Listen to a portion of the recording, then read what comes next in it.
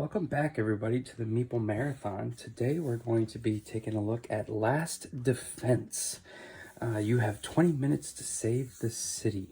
This is a cooperative game for 2 to 6 players, ages 8 and up, and this is from Funko Games and Prospero Hall. So these are the Funko Games comes out with their little mini Funko Pop miniatures games that's been very popular. Prospero Hall has a lot of excellent games out there as well, IP products. And so this is essentially a kind of a real-time strategy, save the city scenario. You play regular citizens who've been called upon to save the city in 20 minutes because the police and the military and everyone else are indisposed at the moment. So you have this kind of almost 1950s style monsters who are attacking, blobs, tentacles, spider robots, space aliens, things like that. Very generic monsters who are going to come down. And essentially it's really very similar to I'm trying to think of what other game it's similar to, but essentially you're just kind of moving around and you are getting item cards, tools every time you move, and you find these piles of rubble. As you move around, you flip them over and it tells you what tools you need to clear the rubble. When you clear the rubble, you're going to gain a scientist token underneath. The goal is to get the scientist tokens back to the middle, and then the ones that match the aliens you can use to defeat the aliens. So we'll take a closer look at that in a second, but you can see how this one has a biologist, this one has a chemist on them. I don't know if you can see that too well, but these are two different symbols, different than a biologist and a chemist that it would take to get rid of the space aliens. So let's go ahead and take a look at what's inside. I do want to point out that this is not a very expensive game at all. So it's a great family level game. Normally MSRP is $20. I actually picked it up on sale for $15 as part of Prime Day. So keep a lookout for it to be a fairly cheap entry into your family's board game collection. So here is the instruction manual. It literally is just like, 4 pages. So one whole page, the front page is just graphics. There's a whole page for setup. There's a page of what you do on your turn. And then it's going to tell you kind of how the monsters move around. That is it. It really doesn't get much simpler than that, ladies and gentlemen. So super easy rule set to take on. This appears to be the board here. And so you can see it's a very colorful board. There's a spot for your tools and your discard, factory, mega store. If at any point you're injured, you simply just go to the rest area, which you can see these white lines connect the areas. So the rest area, you can only move into the plaza, and then from the plaza, you can extend back out. But you can't move from the school into the bank or the school into the construction site. So, just various dead ends, but the board's very colorful, and that's pretty much it. It's just basically a bunch of locations and that area for the tools and discard pile and the rest area.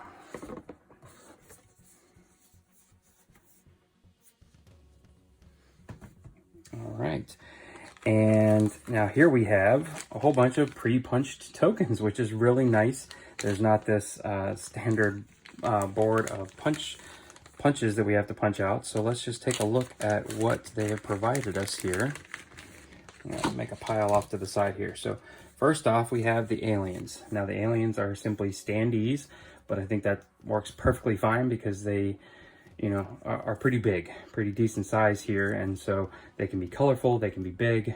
You get the point across. So there's a tentacle thing. Here is a blob eating a police car. Here is your standard space aliens beaming someone up.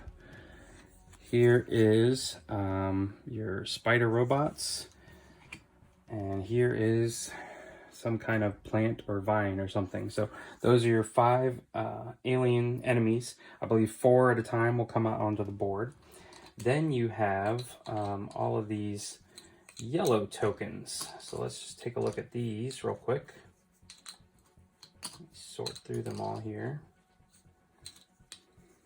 Okay, so they all have this question mark on the backside, so you won't quite know what is underneath them, but essentially most of them are scientists, but you can see they're all different. Chemist, astrophysicist. Here's a helicopter symbol. I'll talk about that in a second. Chemist, engineer, biologist, helicopter symbol, meteorologist, biologist. There's another meteorologist. So it appears to be at least 2 or 3 of everything in here. And so as you are setting out the game, you'll take a piece of rubble and you'll take a thing and you'll just stack this into the locations that you're told to stack them into. When you make it into a location, you'll flip over the rubble. You'll say, ooh, I need a flare and a fire extinguisher to clear this rubble. Once you clear the rubble, you realize you are saving an astrophysicist. If for some reason you gain a helicopter, you can use this token to move to any other space on the board during your movement action, or if an alien drops into your location, normally you would have to drop everything and get pushed to the rest area, you can use your helicopter to escape the aliens without damage. So you can see here that, there's various things on these cards. And so the tools are very simple. It's just iconography. It's just pictures. So there's no really any need for reading in this game. Because even though these say engineer or biologist, you can see, that the iconography is all that really matters. So here you have some of the different types of rubble. Here, this is any 3 tools. I think this is like a bonus piece of rubble that you pick up. You get some 3 tools. I'm not really sure how that one works. But those are all the cardboard tokens in the game. Here are your item cards. So these are kind of small Ticket to Ride size cards here, but these just say tools on the back. And as you can see, there's no words. It's just iconography. And so these, you're going to get several each turn, depending on how you roll the dice. And you'll just kind of keep these in front of you. You can pass these to other characters that you share space with. I believe the flare you can use to push an alien back as well. But basically, you're just walking around trying to collect the right tools you need to clear the rubble.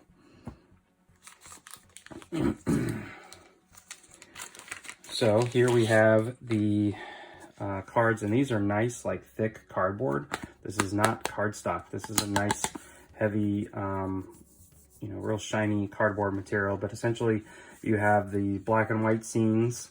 There's one for each of the enemies here, the monsters. And when one is dropped onto the board, you simply flip it over. Then you can see it tells you you're going to need a chemist and a meteorologist to get rid of the junk blob. You're going to need a biologist and an engineer to get rid of the giant tentacles. So, these are nice and colorful on one side. Again, all this iconography makes it very straightforward for kids to play. All right, here we have the characters in the game. And again, these are really nice cardstock here. Cardboard stock. On one side, it's just simply their picture. On the other side here, there is, I guess, bonus actions. So maybe you can play without the bonus actions if you are playing with kids. But for example, the construction worker here, roll once per turn, draw tools, spend to move, trade tools. Oh, no, these are all the same. So this is essentially just telling you the actions that you take on your turn. So you're going to roll the dice, draw your number of tools, spend your movement points, trade tools if you want, discard down to 5 tools. Okay, I'm sorry. So you can only have 5 tools at a time. But these characters are kind of fun. Construction worker, the good dog, on-call nurse, soccer champ, barbecue dad, and skateboarder. Again, these are just kind of common citizens who have been called upon to save the town. Okay, so again, as long as the kids understand the rules, there is no need to do any reading. Here's some basic plastic stands for the monsters. That's pretty straightforward. 2 more things here left in the box. As you can see, the box does a pretty good job of partitioning everything out that is needed. So here are the dice. this white die is how many tool cards you're going to draw. And then this one is how many spaces you can move on your turn. And so very simple. Again, no real reading needed. As long as they can count up to, it looks like 3, they are set to go. These are nice quality dice. They're engraved, good color, so they're easy to differentiate when you roll them. You know, just overall good dice. And last but not least, we have some figurines. These represent your characters here. Let's take a look at those real quick. These are not, you know, blow you away quality. These are not anything that you're probably going to paint, although I'm sure I will see somebody who's going to paint them. But here's your skateboarder girl. But they're pretty good. They're better than, you know, like here the shovel's pretty flimsy. That'll probably get broken off at some point or another. But for the most part, they're pretty decent miniatures for considering what you're paying for the game. You know, 20 bucks or less. Here is Barbecue Dad. He kind of does look like something that you would see in Zombicide, doesn't he? Barbecue Dad. This is the soccer player. So he's even got a little soccer ball. The on-call nurse here. See, he has a stethoscope. So that's pretty decent detail for these quality miniatures. And last but not least, I'm sure he will be a crowd favorite, is the dog. And the dog doesn't play any differently than everyone else. So there you have it. That is everything involved in Last Defense. One last thing I want to show you.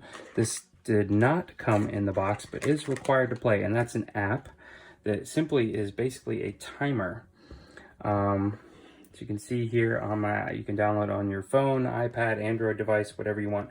But essentially, it is going to give you the countdown timer of 20 minutes. It's going to tell you when and where to drop the aliens in. It's also going to tell you where to place the initial rubble and scientists at the beginning of the game. So the beginning of every game is going to be a little bit different, and games are going to play out a little bit different because they're going to drop different monsters into different areas. Now, the board is only so big, and there's only 5 monsters, 4 are going to come out. So, you know, the amount of variety in this game does not appear to be off the charts. It would have been really nice to have seen like the construction worker play a little differently than, say, the good dog. And you could have, you know, that could have been like an expert mode, is flip it over and play with there actually being special effects or negatives that they have to deal with. So yeah, we'll definitely see how this plays. We can just kind of let this run here. Oh, it's going to go to another website. A YouTube video, in fact. We don't want to do that. Let's see what instructions looks like. Okay, so this actually appears to simply be just a PDF of what I already showed you. Okay, well, let's just do this. New game, get ready. Have you read 4 pages of instructions? Yes. Have you played 1 through 7 steps? We'll say yes. Is everybody ready to begin? Yes. We're going to play on beginner. Next.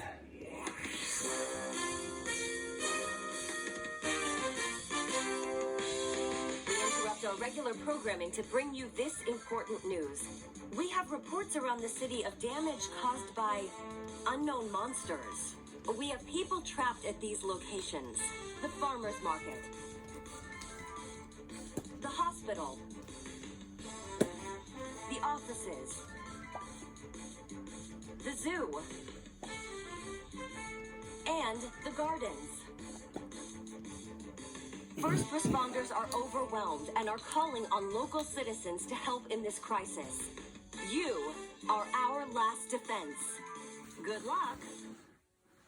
Okay, so that's a nice little way to, you know, change things up. They could have done it with a die roll or something like that, or a random draw of cards, but they built this into the app and gave you a nice 20-minute timer. So you can see here, you could replay it. You could have paused it during the thing. When you're ready to play, you simply double check that you've placed the tokens correctly, and then you're going to start your timer. You must defeat 4 threats to win. Are you ready to start the timer? Yes. There are unknown threats attacking the city. We will keep you informed as we identify these threats and where they are located. In the meantime, please rescue the trapped scientists. We will need their help. Okay, so 5, 4, 3, 2, 1. And at this point, you would start rolling the dice. Throughout this time, it's going to tell you where to drop in a certain monster. And also it will move that monster around to different locations throughout the game until you have defeated it. Anytime you have defeated a monster, you go here, and you can see these are all question marks because I actually haven't put any monsters into the game. But once monsters are in the game, they'll appear here. The 4 that have been put in, you can just touch it, confirm that it has been defeated, and now the app knows to not move it around anymore. You can also see that the timer stopped when I did that. Progress report. So this again reminds you, in case you knocked the board over, where people are trapped in the farmer's market, the hospital, offices, zoo, the gardens.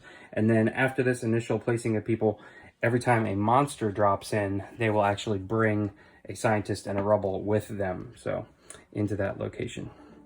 And there you have it. That's everything you would need to play Last Defense. Again, this is kind of a real-time strategy. Just kind of run around, pick up items, match those items, and save the day. So we will definitely get a playthrough of this on the channel, so keep an eye out for that. If you enjoyed this video, please consider giving it a thumbs up. And if you'd like to see more videos like this in the future, please consider subscribing to the channel. Once again, thanks for watching. Have a great day.